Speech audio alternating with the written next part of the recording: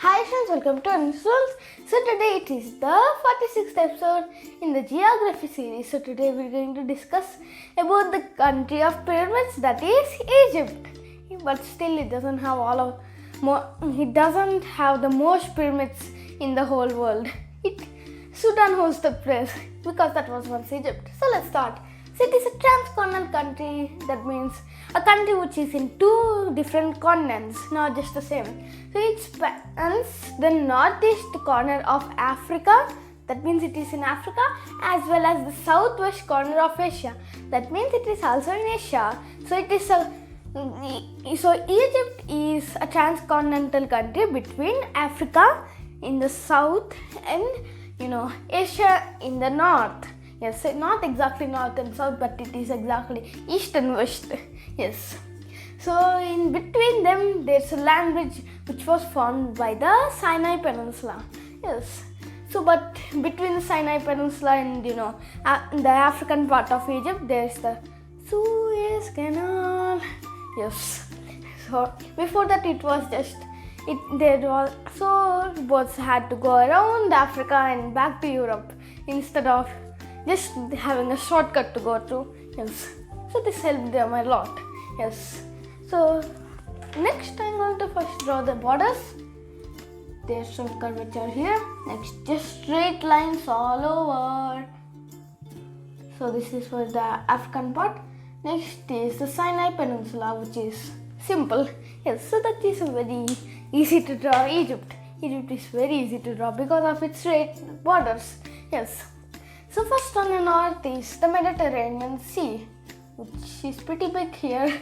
Yes. So next is the Gaza Strip in Israel. Yes, Israel is here, as well as the part of Palestine known as the Gaza Strip. Yes, that means exactly Israel and Gaza Strip. Yes, but still Palestine is not exactly a full independent country, so we can say it just as Israel. So it is on the northeast side of Egypt. So next to the east is the Red Sea.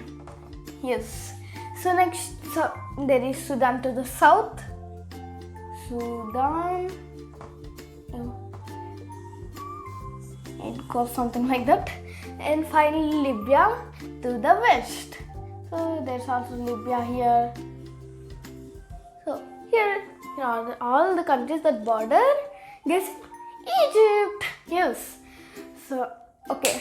So the Gulf of Aqaba, there is a small gulf here between some part of the Sinai Peninsula and Arabia.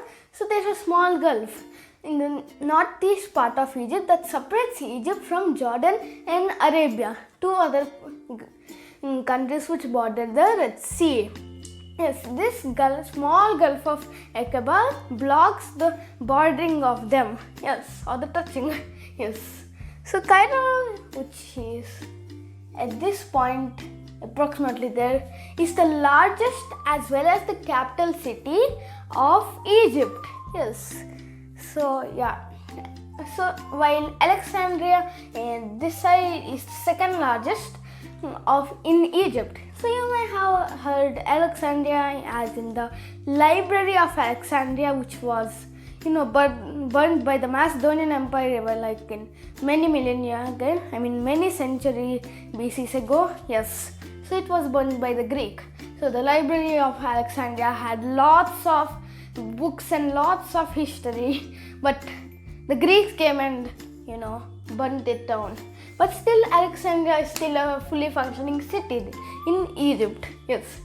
So next the official language is Arabic. Yes, most of this area has Arabic as its official language. So next the religions are 90.3% Islamic people. Next, Christianity makes up about 9.6% of the population, and others make up about 0.1% of the population. Others means other religions. So before the Islams came here, so Egypt was once like a core point of Christianity after Israel and those places. So before, remember, this is also an important point which many people forgot. So Egypt was once a core point of Christianity, but Christianity originated in Israel, not here. Yes. Okay. So next area is 1.01 million square kilometers, which is pretty big, and also it makes it the 29th largest country in the whole world. Yes, it's pretty big. Next, its population is 107 million people, which makes it the 14th most populous country in the world, as well as its currency is the Egyptian pound. So it was once colonized by the British. So the currency of the British is the pound, and they also adopted but changed the the prefix and put Egyptian. So Egyptian pound, very simple. Yes. So Egypt has one of the largest histories of any country. It traces its heritage to along the Nile Delta, which flows through this country, as well as where Cairo is, the capital, is also in the Nile Delta region. And also the Nile Delta region is the region where Egyptian history first originates. Yes. So not just now, but many thousands of years ago, like the 6th to 4th millennia, not AD but BC.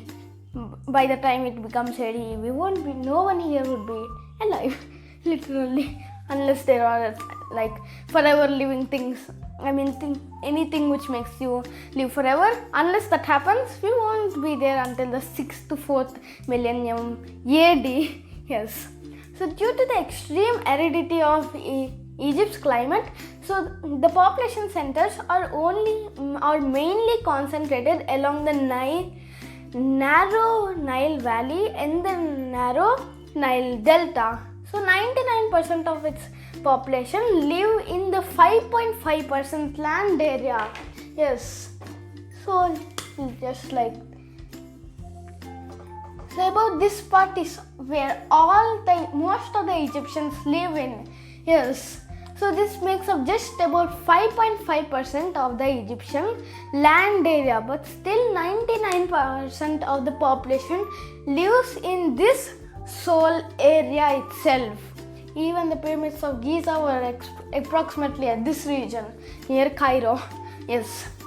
So apart from the Nile Valley, the majority of the landscape is, desert. As it is in the Sahara Desert, as well as some of the Libyan desert seeps in. So Egypt includes parts of the Sahara and the Libyan desert. So it is usually hot, sunny and dry climate because, there's a large desert inside of it, which makes up most of the land area. Yes.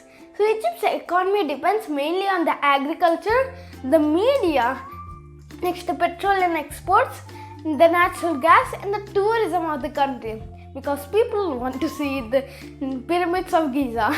Yes. So yeah. So this is for today about Egypt. Bye.